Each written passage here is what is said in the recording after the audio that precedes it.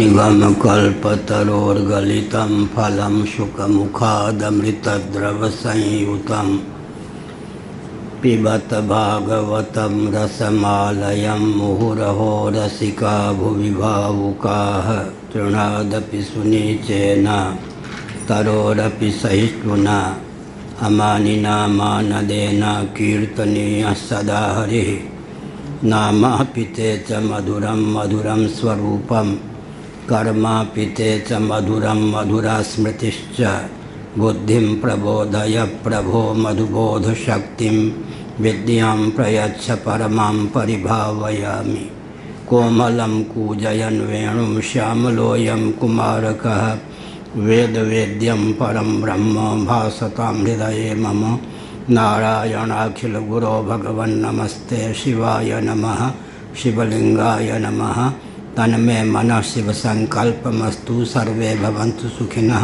नारायण।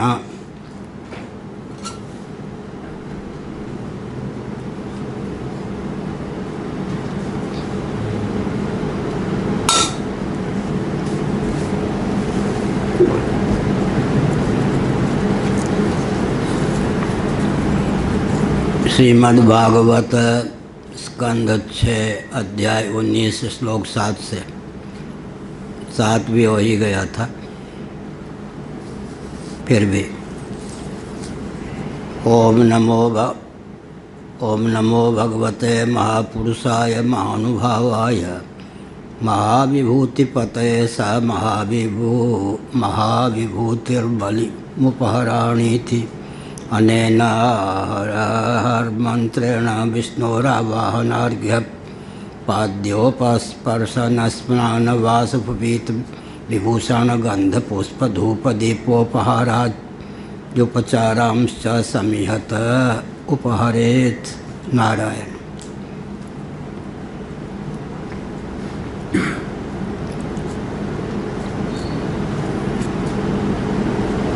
मंत्र है ओम नमो भगवते महापुरुषाय महानुभावाय महाविभूतिपतये स महाविभूतिभिर्बलिमुपहराणि।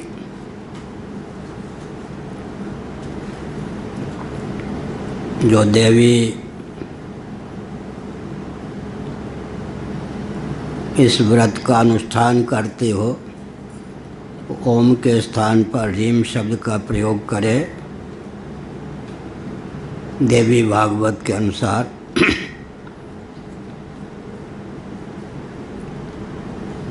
ओंकार स्वरूप महानुभाव समस्त विभूतियों के अधिपति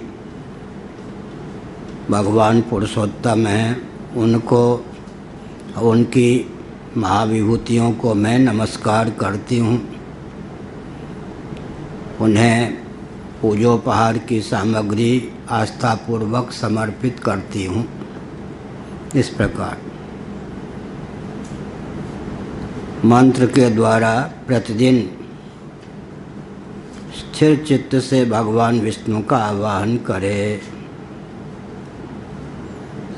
उन्हें अर्घ्य पाद्य आचमन स्नान वस्त्र यज्ञोपवीत आदि उपहार समर्पित करे। उपवीत भगवान को यज्ञोपवीत समर्पित करे। यज्ञोपवीत धारी होते हैं भगवान विष्णु। आभूषण भी गंध पुष्प धूप दीप नैवेद्य आदि। प्रहलाद जी ने एक बहुत अद्भुत तथ्य को उद्भाषित किया श्रीमद्भागवत में। व्यक्ति अपने प्रतिबिंब को चंदन माला आदि से समलंकृत करना चाहे तो कैसे संभव है? अपने मुख को सजावे गले को सजावे तो प्रतिबिंब रूप जो मुख है गला है वो सजा सजाया प्रकट हो जाएगा। क्या पृथक से प्रतिबिंब को सजाना चाहेगा सजा सकते क्या? प्रहलाद जी ने कहा।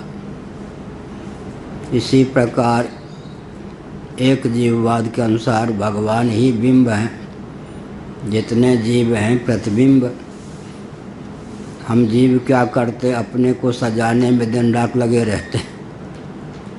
इसी प्रकार की वो बुद्धिमत्ता है जिस प्रकार कोई अपने प्रतिबिंब को समलंकृत में करने में संलग्न हो और बिंब को भूल जाए।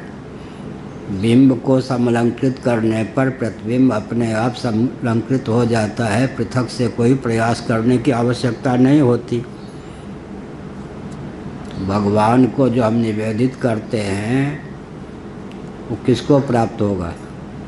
हमको ही। मैं दिल्ली में था, स्नान करता था, 1000 गायत्री संध्या वंदन तर्पण, फिर 1000 गायत्री मंत्र का जप करता था नित्य। हमारे जो बड़े भाई ने कभी हमको डांटा नहीं था। मन में था कि एक बार मीठी डांट सुन लूं। डांट खाने योग्य जीवन रहा ही नहीं है। तो एक दिन उन्होंने पूछा, भगवान सूर्य को जल देते हो या नहीं? झूठ तो बोलता नहीं, डांट खाने की इच्छा थी। मैंने नास्तिकता का परिचय दिया। क्या सूर्य प्यासे रहेंगे अगर मैं पानी नहीं दूंगा तो अच्छा, दिल्ली का रंग तुझे लग गया, अब नास्तिक श्रवण हो गया है। वहाँ हो गया है ना, छोटे भाई को भोगलम बोलते हैं। अरे जिन सूर्य भगवान की कृपा से सबको जल प्राप्त होता है, उन पे अनुग्रह करके नहीं, अपने ऊपर अनुग्रह करने की भावना से सूर्य भगवान को जल दिया करो। तब मैंने कहा, मैं तो स्नान के बाद संध्या करता हूँ, तर्पण करता हूँ, 1000 गायत्री मंत्र का जप करता हूँ, सूर्य भगवान को जल देता हूँ।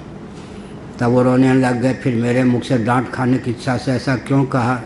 मैंने कहा, एक बार बड़े की डांट तो मिलनी चाहिए जीवन में, मधुर स्मृति के लिए। इसका अर्थ क्या है? प्रहलाद जी ने कहा, प्रतिबिंब को सजाने की विधा यही है कि बिंब को सजाइए। अपने मुख को सजाएंगे तो दर्पण में प्रतिफलित जो मुख है प्रतिबिंब, वो सजा सजाया ही प्रकट होगा। तो भगवान सूर्य पर कृपा करके नहीं, वो तो सबको जल देते हैं। अपने ऊपर कृपा करने के लिए भगवान सूर्य को जल दें, यह है। तो भगवान का पूजन आदि करे, स्नान, वस्त्र, यज्ञों, पवित्र आभूषण, गंध, पुष्प, धूप, दीप, नैवेद्य आदि निवेदित करके उनका पूजन करे। कृषि विज्ञान, हमने कोई ग्रंथ लिखा है। दक्षिण भारत में हमने देखा एकदम हजारों रुपए की साड़ी हवन कुंड में डाल देते हैं। अब कोई कम्युनिस्ट उस समय हो तो उपद्रवी कर देगा। क्या तो किसी ग्रंथ में हमने लिखा है कैसे वैज्ञानिकता, इसमें किस प्रकार की वैज्ञानिकता है। सामान्य रीति से कृषि विज्ञान है,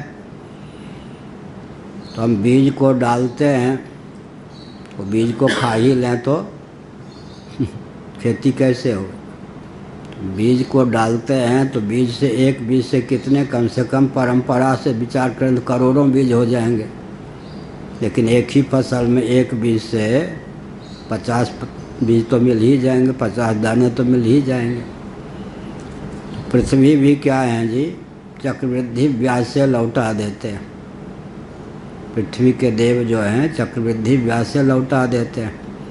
ऐसे ही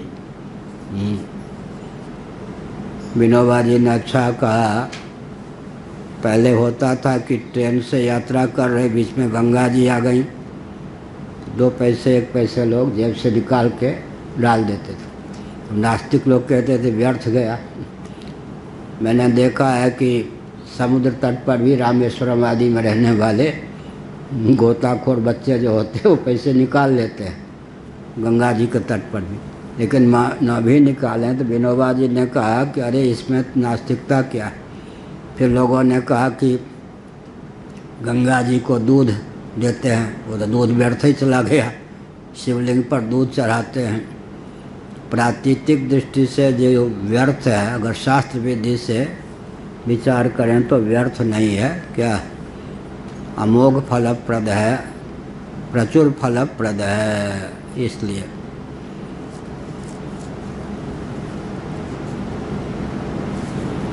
अब हो गया 8वां। हविषेशम तु जुहिया दनले द्वादशाहुति। ओम नमो भगवते महापुरुषाय महाविभूतिपतये स्वाहा इति। एक बार राम जन्मभूमि के लिए अडवाणी यात्रा करने वाले थे। लालू यादव ने अपने प्राण पाने ने दिया, अडवाणी स्वाहा, उसने यज्ञ करवाया। उसने सोचा कि स्वाहा माने नाश हो जाएगा अडवाणी का।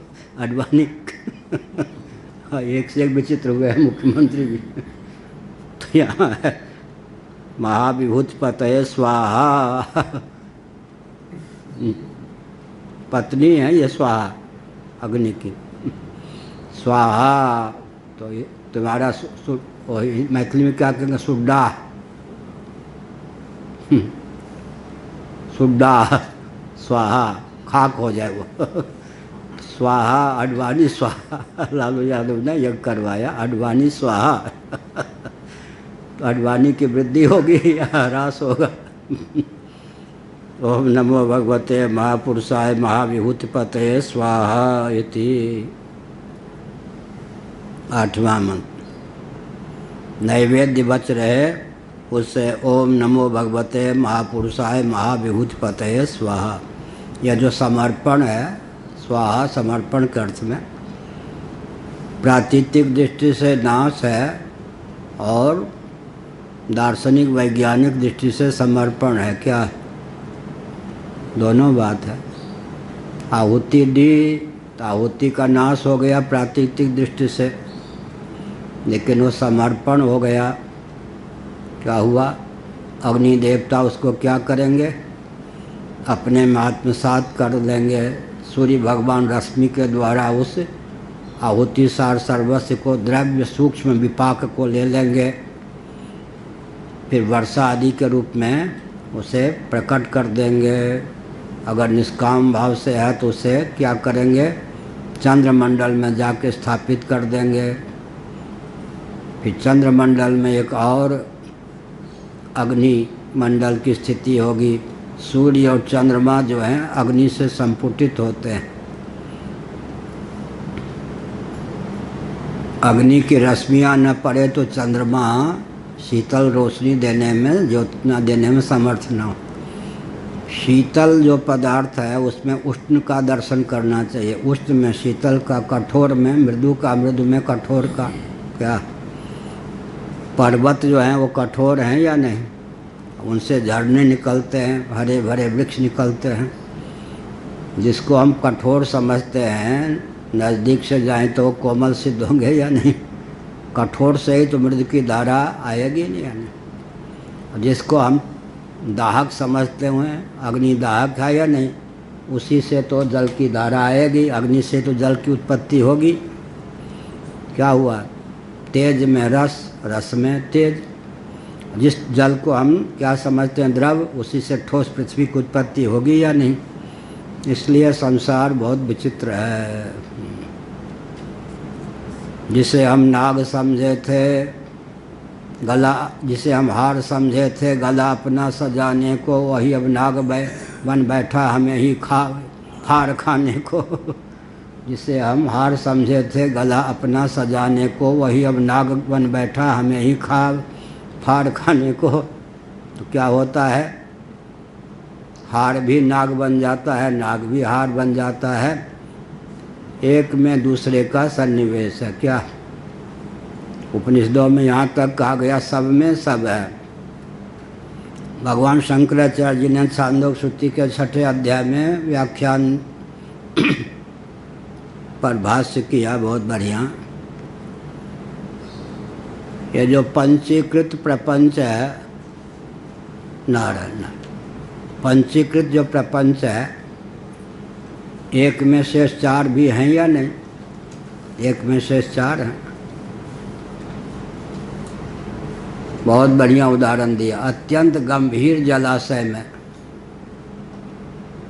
अन्न नहीं प्राप्त होता वहाँ रहने वाले जीवों को, लेकिन मन काम करता है उनका। अन्न के द्वारा मन का पोषण होता है, लेकिन अन्न वहाँ प्राप्त नहीं है, तो जो वहाँ पर खाद्य पदार्थ प्राप्त है उससे अन्न की प्राप्ति उन्हें हो जाती है। क्या तप्त रेगिस्तान में 2 बूंद जल भी जहाँ सुलभ नहीं है, वहाँ भी प्राणी काम करते हुए, उछलते कूदते हुए पिपीलिका आदि दिखाई पड़ते हैं। उनमें प्राण का संचार है, लेकिन पानी पीने को महीनों नहीं मिलता। तो पंचीकरण की प्रक्रिया के अनुसार उनको जो शरीर प्राप्त है उसमें वो क्षमता है, एक के ग्रहण से अन्य का ग्रहण हो जाता है। सब में सब है। पंचीकरण की दृष्टि से, त्रिविधकरण की दृष्टि से एक का ग्रहण करने पर भी शेष 2 या शेष 4 की स्थिति मानी जाती है, निसर्ग सिद्ध योग्यता। ऐसे ही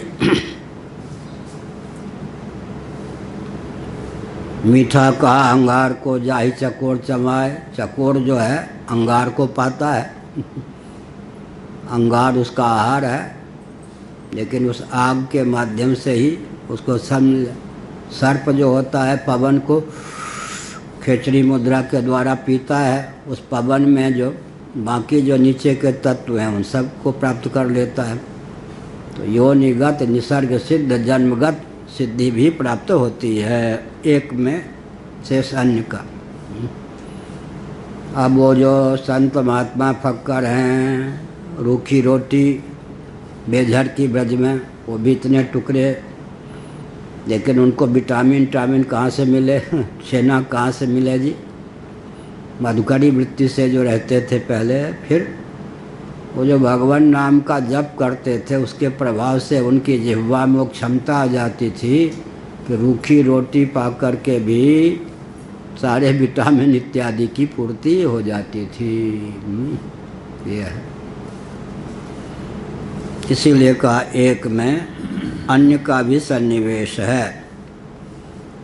इस प्रकार से हविशेषम तु जुहियाद अनले द्वादशाहुति है। हविशेषम तु जुहियाद अनले द्वादशाहुति। ऐश्वर्यपति अधिपति भगवान पुरुषोत्तम को नमस्कार। ना ओम नमो भगवते, वो तो हो गया। नैवेद्य बचे उससे ओम नमो भगवते महापुरुषाय महाविभूतिपतये स्वाहा। ओम के स्थान पर देवियाँ ह्रीम लगा दें।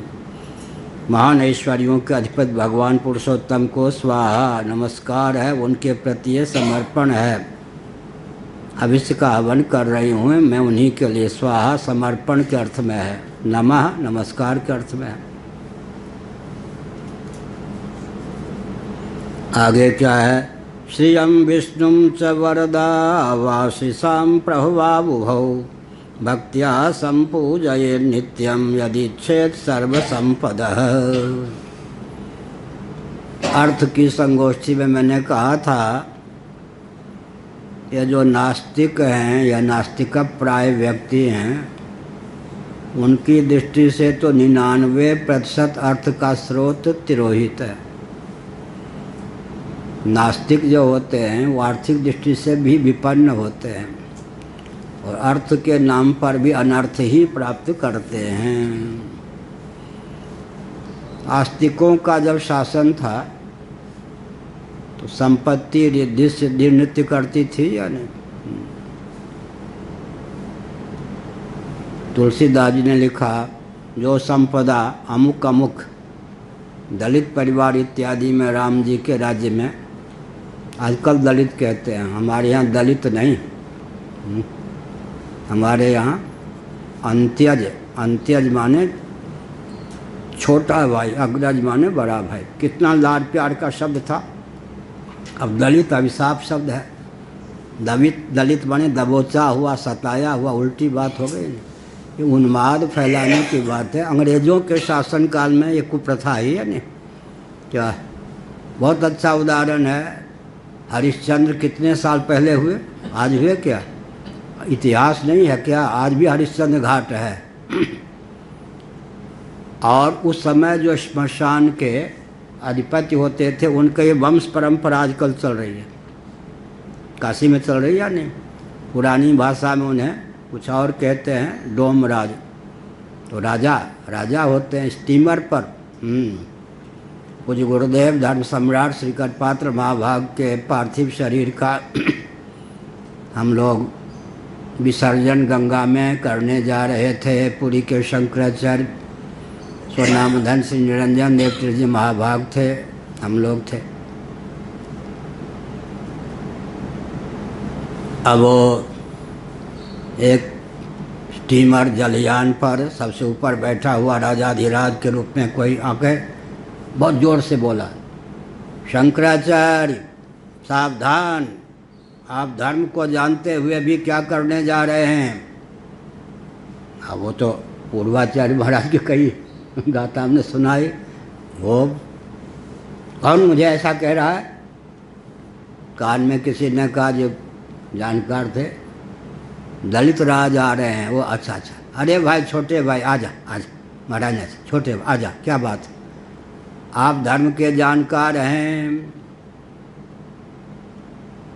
सन्यासी के लिए गंगा स्मशान है या नहीं?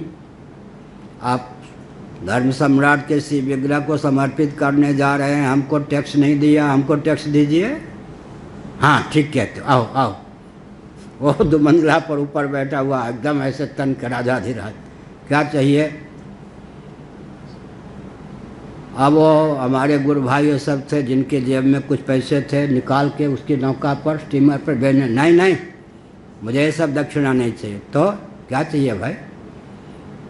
श्री कटपात्री जी महाराज के गले से कोई माला उतार के रुद्राक्ष मुझको दे दीजिए, यही टैक्स है।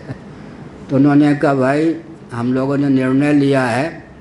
महाराज ने पूजन किया, पूजन के बाद गंगा जी की ओर मुख करके योगासन में देह त्याग किया है। जितनी मालाएं हैं सब उनके साथ जल में ही समर्पित हों। अगर हम आपको एक माला देंगे तो आपस में ही हमको दीजिए, उपद्रव हो जाएगा। तो लो, मैं अपने गले से माला निकाल के देता हूँ, महाराज के श्री विग्रह को छुआ के। प्रसन्न हो गया, चले गए। क्या तो इतिहास हुआ या नहीं? उस समय काशी में ब्राह्मण भी थे जिनके पास दक्षिणाती होगी, राजा रहे होंगे, क्षत्रिय वैश्य रहे होंगे। लेकिन हरिश्चंद्र किसके यहाँ बिके? श्मशान के अधिपति के यहाँ। तो गरीब थे क्या? मान सबसे पुराना इतिहास, लोग कहते पुराने समय में उनके साथ अन्याय हुआ। अरे हरिश्चंद्र को खरीदने की क्षमता काशी में किसी ब्राह्मण क्षत्रिय वैश्य के पास नहीं थी, श्मशान के अधिपति के पास थी। अभी भी काशी के राजा का, राजकुमार का किसी का शरीर छूटे तो मुहमांगी दक्षिणा, वहाँ पर सरकार के द्वारा जो टैक्स निर्धारित है उसके अनुसार ही नहीं, उनको लाड़ प्यार से मुहमांगी दक्षिणा दी जाती है। आज भी प्रथा है। तो हमने क्या संकेत किया? हमने यह संकेत किया कि जब धार्मिक शासन तंत्र था तो समृद्धि लक्ष्मी नृत्य करती थी, अब दरिद्रता नृत्य करती है। लेकिन उल्टा अनर्गल प्रलाप होता है कि आर्थिक दृष्टि से आजकल उत्कर्ष हो रहा है। अर्थ की परिभाषा भी न जानने वाले, बुरा न मानो होली है, अर्थ की परिभाषा भी न जानने वाले यह कहते हैं आर्थिक दृष्टि से उत्कर्ष हो रहा है। क्या हो रहा है उत्कर्ष? 5 रुपये किलो कोई सामग्री मिलती थी, अगर वो 50 रुपये किलो मिलती है तो ये आर्थिक उत्कर्ष है या अपकर्ष है? अच्छा, अन्न शुद्ध नहीं, जल शुद्ध नहीं, स्वास्थ्यकर नहीं, पवन शुद्ध नहीं, स्वास्थ्यकर नहीं, आर्थिक दृष्टि से हमारा पतन हो रहा है या नहीं? इसीलिए कहा, मैंने क्या कहा कि आस्तिक युग था, कर्म उपासना में आस्था थी, शास्त्र सम्मत ज्ञान और कर्म का आलंबन व्यक्ति लेते थे। तो 99% अर्थ जो आजकल विलुप्त है वो प्राप्त होता था, नृत्य करता था। आजकल 99% अर्थ का मार्ग विलुप्त हो गया। 1% जो भूमंडल पर अर्थ है वो भी हर व्यक्ति को बाजार का सौदा बनाने के लिए तैयार किया जाता है। राज्यम पर्ण्यम न कारयेत, व्यक्ति को, राज्य को, राष्ट्र को बाजार का सौदा न बनावे तो अर्थ की परिभाषा भी नहीं मालूम है। आर्थिक उत्कर्ष दिन रात किए जा रहे हैं। बहुत बढ़िया मथुरा की सच्ची घटना है। 4 चौवों ने भांग पी लिए 4 चौवे, और मल्लाह आदि को चेला बनाए हुए थे। उन लोगों के मन में भाव हुआ कि भाई कल त्रिवेणी में स्नान करें। कहाँ? मथुरा वालों के। कहाँ जाके त्रिवेणी में कहाँ स्नान करें? प्रयाग में। एक अपने चेलवा से कहा, भैया तुम्हारे पास तो बहुत से नौके हैं, एक नौका दे दे। हम लोग तो यमुना जी की कृपा से बचपन से नाव खेलना जानते हैं। हमारे ब्रह्मा जी भी नाव खेलते थे, बहुत बढ़िया। हाँ हाँ, क्या महाराज, ले जाओ, आप ही के हैं, हमारे पास तो 14 है, एक ले जाओ। अब वो रात भर खेते रहे, रात भर। और जो उनके मुन्नू चुन्नू चौबे ये सब बस मार्ग से, ट्रेन मार्ग से गए थे, उन्होंने कहा नहीं, हम तो नौका से यमुना जी से बिल्कुल त्रिवेणी पहुंच जाएंगे प्रयाग में। तो वहाँ पर रात बीतने वाली सब डुबकी लगाते हुए, अरे लल्लू चौबे, तुम बस से आए या ट्रेन से आए? हम तो नौका से प्रयाग आ गए, तुम लोग? चौबे जी, न आप प्रयाग आए हो न हम प्रयाग आए हैं, ये तो विश्राम घाट है। अरे एक एक करके रात भर यमुना जी में नौका खेलते रहे। ठीक है चौबे जी, भांग के नशे में लंगर तो खोला ही नहीं लंगर तो खोला ही नहीं, रात भर आप खेलते रहो क्या? तो धन के जो प्रतिबंधक हैं उनका ज्ञान नहीं, अर्थोपार्जन के लिए लगे रहे, खनिज पदार्थ को खोद रहे, पर्वत को तोड़ रहे, क्या एक एक अर्थ की सामग्री को नोच रहे, बेच रहे, तहस नहस अर्थ को कर रहे हो। ये अर्थ के विशेषज्ञ हैं, अर्थ के विशेषज्ञ हैं या अनर्थ के विशेषज्ञ हैं, इसीलिए कहा। तो 99% अर्थ का स्रोत क्या भौतिकवादियों की दृष्टि से तिरोहित रहता है। 1% ये एक दाना जौ को अरब रुपया बना सकता कोई? क्या? एक दाना जौ, 1 किलो जौ, एक एक दाना करके। अब यज्ञ की विधा से व्यक्ति स्वर्ग में अपने को पहुंचा सकता है वो दाने का उपयोग करके। हाँ, कल्प वृक्ष, काम धेनु, ये सब के रूप में परिणत कर सकता है या नहीं? जब स्वर्ग जाएगा तो उसको जो सब स्वर्गीय पदार्थ, काम धेनु, कल्पतरु, ये सब अमृत आदि सब कौन, किसने पहुंचाया, किसने इन सब का रूप धारण किया? वही ना सामग्री ना।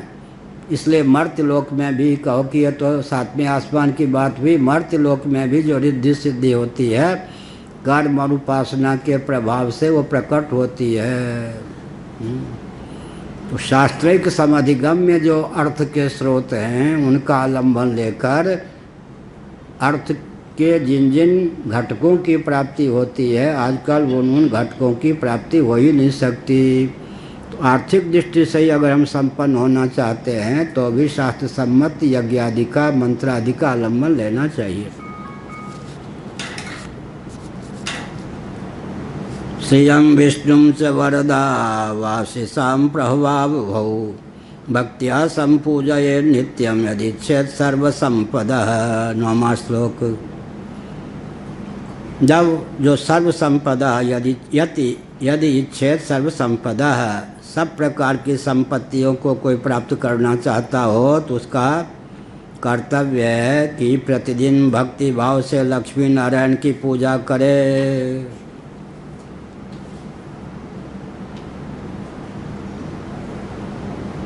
वे ही समस्त कामना, मनोरथ, अभिलाषाओं की पूर्ति में समर्थ हैं, वरदानी हैं। श्रियम विष्णुम च, दोनों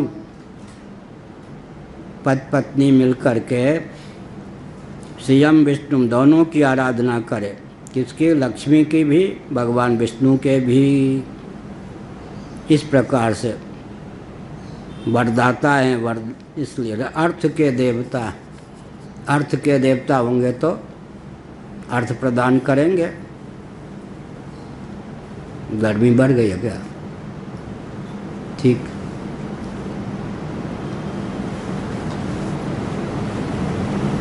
प्रणवे दंडवत भूमौ भक्ति प्रहवेण चेतसा 10 वारम जपेन मंत्रम ततस्त्रोत्र मुदीरयेत्।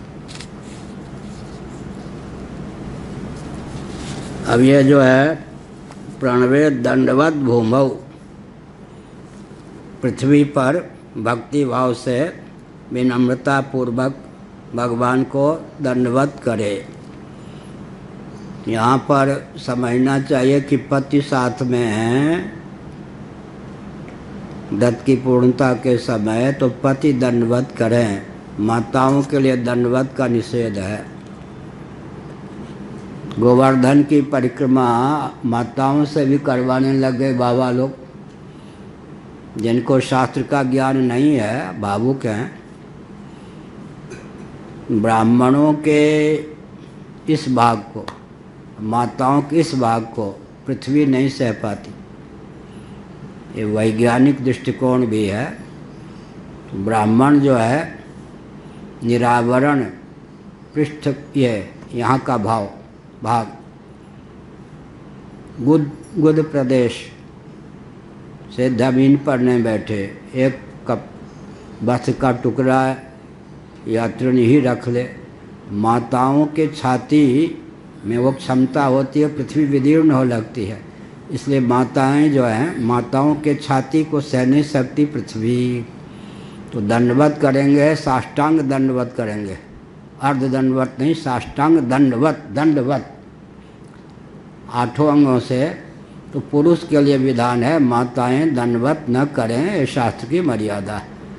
इससे उनके शील की रक्षा होती है, स्वास्थ्य की रक्षा होती है।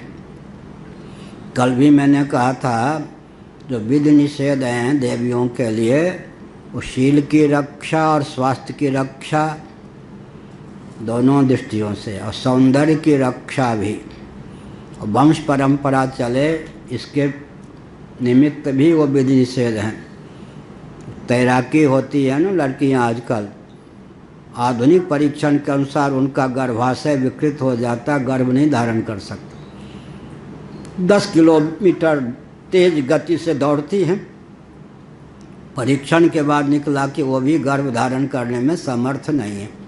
तो राग द्वेष मूलक नहीं, अतीन्द्रिय अर्थ के भी क्या हैं, प्रतिपादक शास्त्र होते हैं, जहाँ हमारी दृष्टि नहीं पहुँचती। इसलिए शास्त्र ने जो विधि निषेध का वर्णन किया है, उसका पालन करने पर लौकिक उत्कर्ष भी होता है, पारलौकिक उत्कर्ष भी होता है। वो कोई राग द्वेष, कोरी भावुकता या विवेक मूलक नहीं है, यह समझना चाहिए।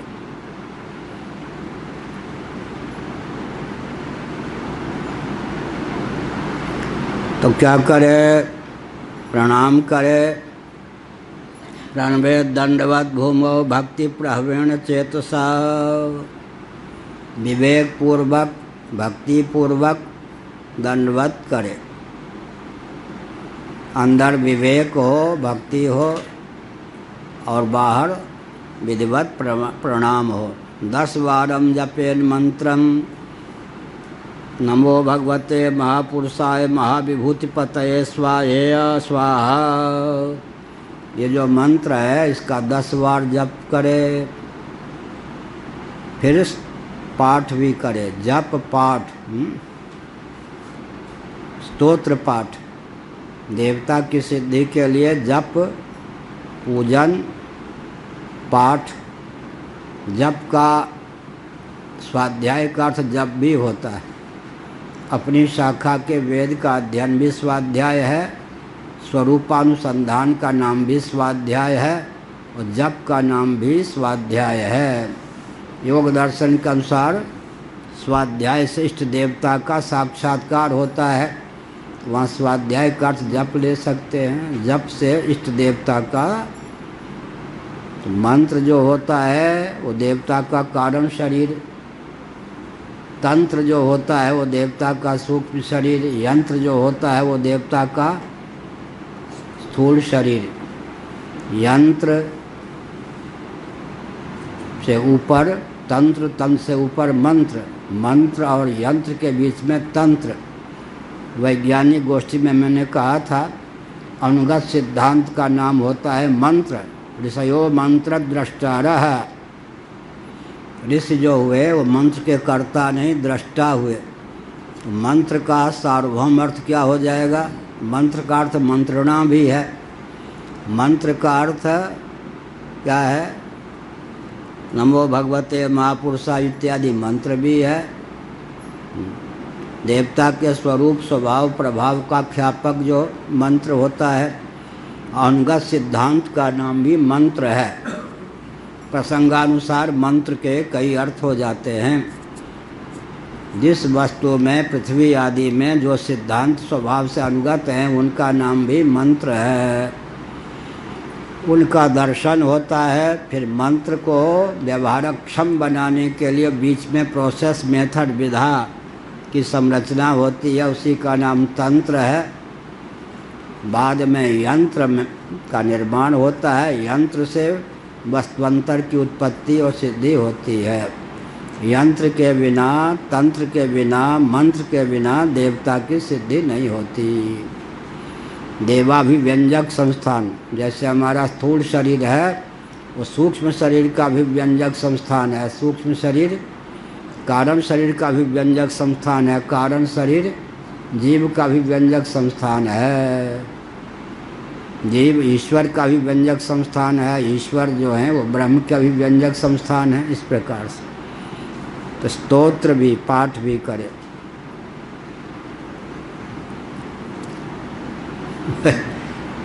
एक आर्य समाजी हमारे अध्यापक थे DCM higher secondary school Delhi में, दिल्ली क्लॉथ की ओर से जो हायर सेकेंडरी स्कूल, उसमें नियम था कि दिल्ली क्लॉथ मिल में जो काम करते हैं उन्हीं के बेटे भाई आदि पढ़ सकते हैं। सरकार ने नियम बनाया था बाहर वालों को भी लेना पड़ेगा।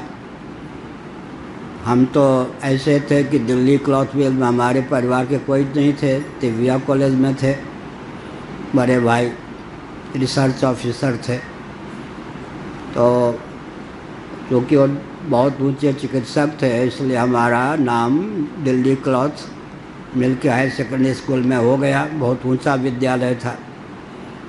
एक आर्य समाजी सज्जन हमारे अध्यापक थे। अब वो विचित्र बात है, आर्य समाजी वेद को मानते हैं तो वेद में देवताओं की स्तुति नहीं है क्या? कहने को आर्य समाजी या जानते आर्य समाज का सिद्धांत भी नहीं। हमको चिढ़ाने के लिए हम लोग बहुत लाड़ प्यार देते थे हमको अध्यापक, लेकिन हम मुस्कुरा देते थे। हमको चिढ़ाने के लिए अध्यापक कटाक्ष भी करते थे मेरी ओर आँख करके। ये जो सनातनी होते हैं ना, ये देवताओं के चापलूस देवताओं की पूजा करते हैं। स्तुति प्रधान होते हैं ना देवता, चापलूस देवता भी चापलूस होते हैं, समझे?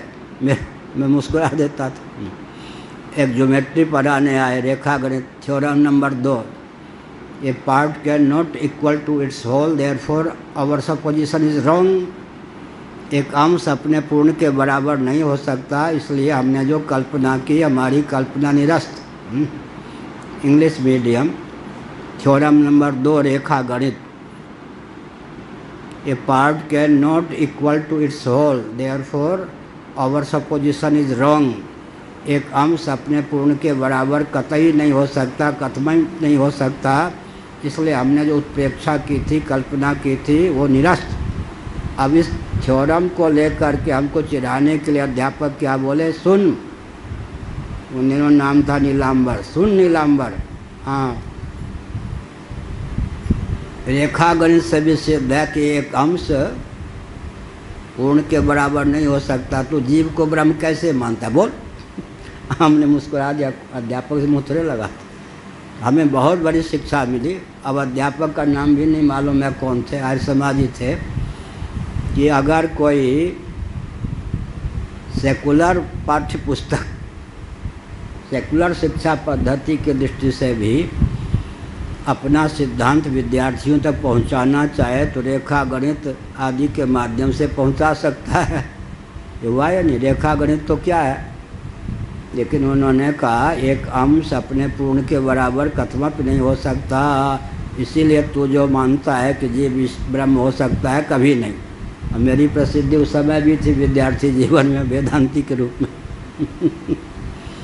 तो मैंने मुस्कुरा दिया। तो इसका अर्थ क्या होता है? चापलूस नहीं होते, स्तुति प्रिय। स्तुति में क्या होता है जी? नाम का, रूप का, लीला का, धाम का, स्वरूप का, स्वभाव का, प्रभाव का अंकन होता है स्तुति के माध्यम से। क्या कहा? अरे राम, ये तो फिर कहाँ थे? सो रहे थे क्या? सर्वेश्वर जी, सर क्या नाम है? सर्वेश्वर नहीं, हाँ, सुरेश। स्तुति में क्या झले आ गए? प्रधानमंत्री, स्वागत है प्रधानमंत्री। भारत के प्रधानमंत्री नहीं, ये आदित्य वाहिनी के अध्यक्ष प्रांतीय रथ जी, मनोज रथ जी। क्या मैंने कहा? स्तुति में क्या क्या होनी चाहिए? स्तुति के माध्यम से स्वरूप का, स्वभाव का, प्रभाव का, नाम का, रूप का, लीला का, धाम का चिंतन चित्रण होता है। भगवान के स्वरूप को, स्वभाव को, प्रभाव को, नाम को, रूप को, लीला को, धाम को प्रस्तुत करने के लिए स्तुति की संरचना की जाती है। स्वरूप देवता का एक स्वभाव होता है, देवता का एक प्रभाव होता है, देवता का। उसको ख्यापित करने के लिए नाम, रूप, लीला, धाम का चित्रण करते हैं। इसीलिए अब स्तुति करे, क्या करे?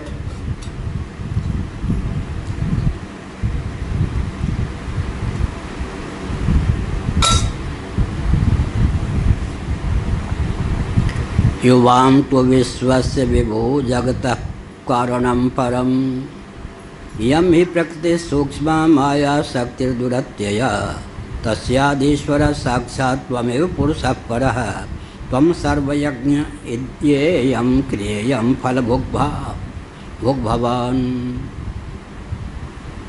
गुणव्यतिरियं देवी व्यंजको गुणभुग्भवान् त्वं ही सर्वशरीर्यात्मा श्री शरीरेन्द्रियाशया नाम रूपे भगवती प्रत्ययस्त्वमवाश्रयः यथा युवां त्रिलोकस्य वरदौ परमेष्ठिनौ तथा म उत्तम श्लोक संतु सत्या महाशिषः। 14वें तक हो गया। बहुत बढ़िया स्तुति करे। किनकी? धन प्राप्ति के लिए, श्री प्राप्ति। धन का अर्थ क्या है?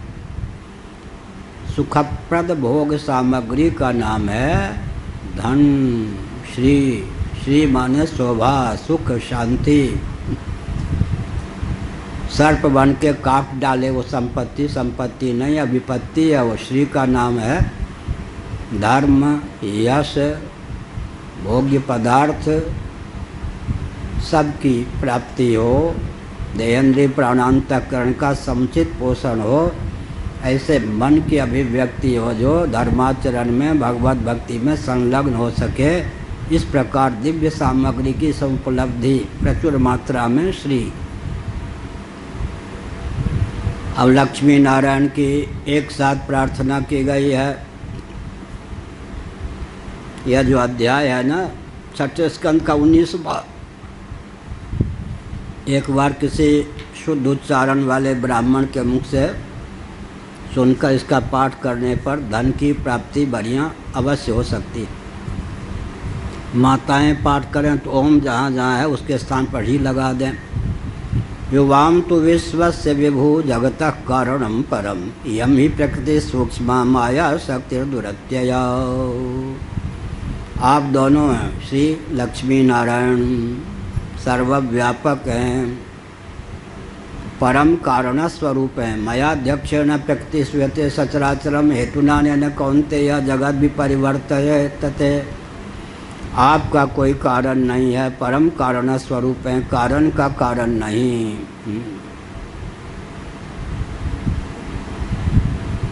मातु पितुहीना, मातु पितुहीना पार्वती जी के धैर्य की परीक्षा के लिए ऋषियों ने कहा, किसी व्यक्ति का परिचय दिया जाए, ये कन्या ऐसी है, न इसकी माता है न पिता, दोनों गुजर चुके, तो अपमान होगा या मान सम्मान होगा, तिरस्कार।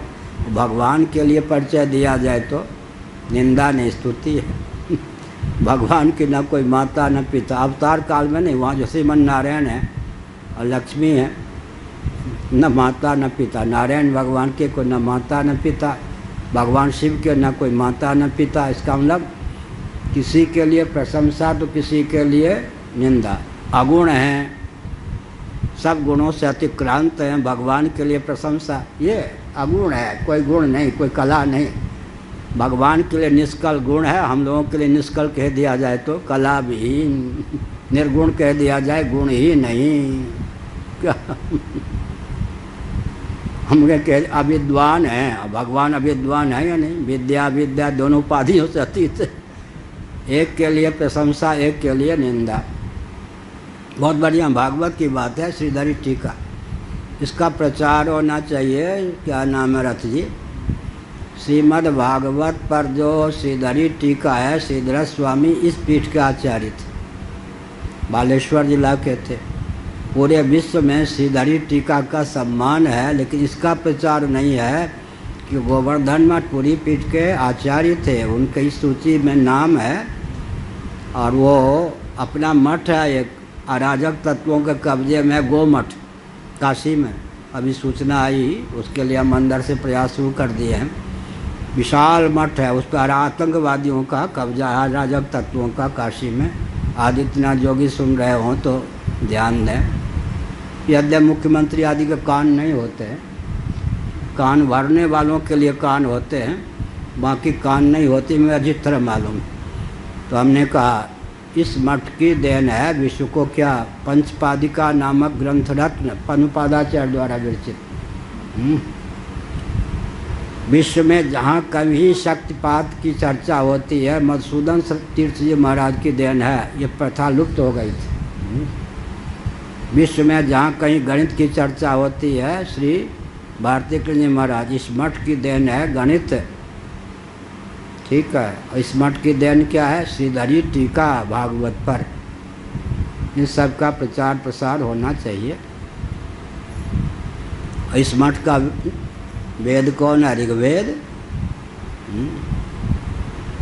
इस मठ के प्रथम आचार्य कौन है? पद्मपाद, भगवान शंकराचार्य के प्रथम शिष्य, भगवान शंकराचार्य के प्रथम शिष्य। और इतने तेजस्वी, जहाँ कहीं शंकराचार्य महाराज के जीवन में आता है, आकाश मार्ग से जा रहे थे तो पद्मपादाचार्य उनके साथ होते, और कभी कभी नृसिंह भगवान ही हो जाते थे। नृसिंह भगवान प्रकट हो जाते थे, नहीं, कभी कभी पद्मपादाचार्य बिल्कुल पद्मपादाचार्य के रूप में रहते नहीं थे, साक्षात नृसिंह भगवान हो जाते थे। सिद्धों की गद्दी है, सिद्धों का मठ है, ये अर्थ है। सर्वव्यापक हैं, सर्व कारण हैं आप दोनों, आपका कोई कारण नहीं है प्रभु। ये जो श्री जी हैं, लक्ष्मी जी हैं, ये तो माया शक्ति हैं, जगत जननी हैं, उन्हीं का नाम प्रकृति भी है। और वो क्या है? ये अव्यक्त इन्हीं को कहते हैं, प्रकृति इन्हीं को कहते हैं, माया इन्हीं को कहते हैं, ब्रह्म शक्ति इन्हीं को कहते हैं, प्रधान भी इन्हीं को कहते हैं। इनका पार पाना भी बहुत कठिन है। इसका मतलब परम गंभीर हैं, व्यापक हैं, विभु हैं। आप क्या हैं? तस्याधीश्वर साक्षात त्वमेव पुरुष परः। माया के भी पति हैं, मायापति। बहुत बढ़िया। आरएसएस के जो पूर्व दिवंगत अब हो गए सरसंचालक थे, कौन? सुदर्शन जी, बहुत हंसाते थे, निश्चल थे, अपने वो आरएसएस का संस्कार था वो अलग बात है, बिल्कुल निष्कपट। हमसे कहते थे महाराज जो आप कहते हैं सबसे सहमत हूँ, मेरी हिम्मत नहीं, औकात नहीं, इतनी गति नहीं कि उसको मैं आरएसएस में उतार सकूँ। आपकी बात से तो सहमत हूँ लेकिन कुछ लाचारी। तो हंसाते भी बहुत बढ़िया थे। 9 बार आए जब वो सर संचालक के पद पर थे। एक बार जब वो सर संचालक के पद पर नहीं थे तब भी हमको भोपाल में मिले थे। 1 घंटा से कम मेरे पास बैठते नहीं थे। महाराज प्रतिभा पाटिल के पति अपने ही पूजा करवाते हैं लोग जगह जगह जाके। मैं राष्ट्रपति का पति हूँ। राष्ट्रपति का पति, पति का भी कोई पति होता है? बहुत हंसाते थे। अब पत्नी के नाम पर ही पूजने की बात है ना।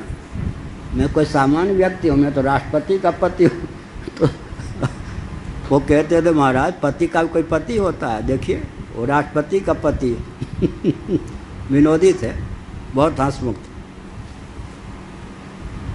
मोहन भागवत भी अच्छे हैं लेकिन वो अलग दिव्यता थी। उनकी बात मानी जाती थी। अनुशासन में कुछ शिथिल, बुद्धिजीवी थे, अनुशासन में कुछ शिथिल, बुद्धिमान बहुत थे। उनकी प्रशंसा थी। इनकी प्रशंसा है मोदी जी जाने कि ये जो इस समय संचालक हैं अनुशासन संघ चलाने में समर्थ हैं। अब ये समर्थ हैं या मोदी जी समर्थ हैं तो भी वो आरएसएस के ही हैं, लेकिन वो बहुत बहुत अपनत्व आस्था रखते थे। तो क्या कहा, आप अव्यक्त हैं, ये माया के भी कौन हैं आप? नारायण जी की प्रार्थना है, माया के भी अधिपति हैं आप, परम पुरुष हैं आप, यज्ञ स्वरूप हैं आप, यज्ञ की क्रिया भी आप ही हैं, ब्रह्मार्पणम ब्रह्मवीर, क्रिया कारक फल भोक्ता भी आप ही हैं। और ये कौन है? ये क्रिया शक्ति हैं। लक्ष्मी जी कौन है? क्रिया शक्ति हैं। तो अज्ञान शक्ति हैं। आप दोनों मिलकर ही समग्र प्रपंच के रूप में अभिव्यक्त हैं। आपके बिना तो कुछ संभव ही नहीं है। मया दक्षिण प्रकृति स्वीयते सचराचरम हेतु नानेन कौन्ते यह जगत भी परिवर्तते। यह हुआ गुण व्यतेरियम देवी व्यंजको गुण भोग भवान त्वं ही सर्व शरीर आत्मा श्री शरीरेन्द्रियाशय। 3 पंक्ति का श्लोक है। नाम रूपे भगवती प्रत्ययस्त्वमपाश्रयः। बहुत बढ़िया दार्शनिक सिद्धांत है। ये लक्ष्मी जी कौन है? श्री जी कौन है? तीनों गुणों की अभिव्यक्ति हैं। सत्वम रजस तम इति गुणा प्रकृति संभवा। और तीनों गुण अगर एक जगह आधिदैविक धरातल पर मूर्त हो जाएं तो उन्हीं का नाम लक्ष्मी है। और आप उनको अभिव्यक्त करने वाले पुरुषोत्तम परमात्मा तत्व हैं, सर्वेश्वर हैं और भोक्ता भी हैं लक्ष्मी। लक्ष्मी जी प्रकृति का भोक्ता केवल परमात्मा हो सकते हैं। प्रकृति प्रदत्त उपहार के भोक्ता हम जीव हो सकते हैं। माता के पयोधर में जो दुग्ध होता है बच्चे उसके भोक्ता होते हैं, पीते हैं। ऐसे ही प्रकृति के भोक्ता तो परमात्मा ही हैं, लक्ष्मी के भोक्ता तो नारायण ही हो सकते हैं। हम लोगों को माँ है ना जगत की, मम योनिर्महत ब्रह्म तस्मिन् गर्भम दधाम्यहम्। हम लोगों को जो कुछ चावल दाल रोटी सब्जी सब सुलभ है वो माँ के द्वारा, लक्ष्मी के द्वारा प्रदत्त दूध के समान है। क्या ये स्वयं ही लक्ष्मी अन्न होके, जल होके, तेज होके, वायु होके, आकाश होके, भोग्य सामग्री होके प्रकट हैं। ये सब उपहार है लक्ष्मी जी के द्वारा प्रदत्त। हम बच्चों का, जीवों का, लक्ष्मी नारायण के संतान हम सब हैं। इनका पोषण इन दोनों का अनुग्रह से ही होता है। यहाँ तक कि त्वं ही सर्व शरीर आत्मा श्री शरीरेन्द्रियाशय। आप समस्त प्राणियों के साक्षात आत्मा स्वरूप हैं। और ये कौन है? श्री त्वं ही सर्व शरीर आत्मा। जितने देहधारी हैं सबके आत्मा स्वरूप आप हैं। ये क्या हैं जी? देहेंद्रिय प्राण अंतःकरण, शरीर इंद्रिय अंतःकरण, प्राण अपनी ओर से ले लें। देहेंद्रीय प्राणांतकरण के रूप में व्यक्त लक्ष्मी जी हैं। तो हमारा शरीर लक्ष्मी नारायण रूप हुआ या नहीं? लक्ष्मी नारायण मंदिर हमारा है या नहीं? आत्मा होकर नारायण विद्यमान है, देहेंद्रीय प्राणांतकरण होकर लक्ष्मी जी विद्यमान है। शिव पार्वतीमय, लक्ष्मी नारायणमय, सीताराममय, राधा कृष्णमय सबका जीवन हुआ या नहीं? हो गया या नहीं सबका जीवन?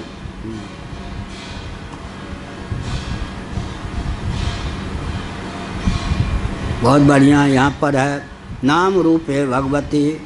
ये जो उपाधि है नाम रूप, नाम रूप दो ईश उपाधि आपके अभिव्यंजक संस्थान ये लक्ष्मी जी हैं। प्रत्ययस्त्वमपाश्रय उनके प्रकाशक आधार नाम रूप के माध्यम से विदित होने योग्य प्रभु आप हैं।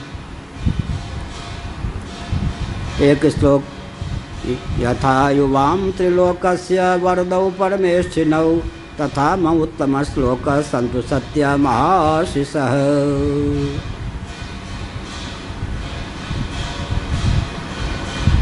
उत्तम श्लोक हैं, आपकी कीर्ति बहुत उत्तम श्लोक माने आपकी कीर्ति बहुत पवित्र है। वरदानी परमेश्वर आप दोनों हैं। जो अभिलाषा अपने हित में सबके हित में प्रयुक्त और विनियुक्त हमारे जीवन में है उन सब की पूर्ति आपकी कृपा से प्राप्त हो ऐसी भावना है। श्री राम जय राम जय जय राम। धर्म की अधर्म का प्राणियों में विश्व का गौ माता की गोहत्या भारत सर्वभूत हृदय धर्म सम्राट श्री स्वामी करपात्री जी महाराज की। इसलिए पूज्य गुरुदेव का नाम लेकर इतने कृपालु थे। एक दिन कहा एकांत में, मेरी भावना है कि जितना मैं जानता हूँ सब तुमको बता दूँ, लेकिन शरीर अस्वस्थ हो गया है। ऐसा कह के महाराज पूज्य गुरुदेव विह्वल हो गए। 1 मिनट तक उनसे कुछ बोला नहीं गया। फिर कहा अच्छा आशीर्वाद तो दे ही सकता हूँ। फिर कहा आशीर्वाद देता हूँ, जो मैं पढ़ाना चाहता था शरीर के रुग्णता के कारण नहीं पढ़ा सका, मेरे आशीर्वाद से वो तुमको प्राप्त हो जाए। हर हर महादेव।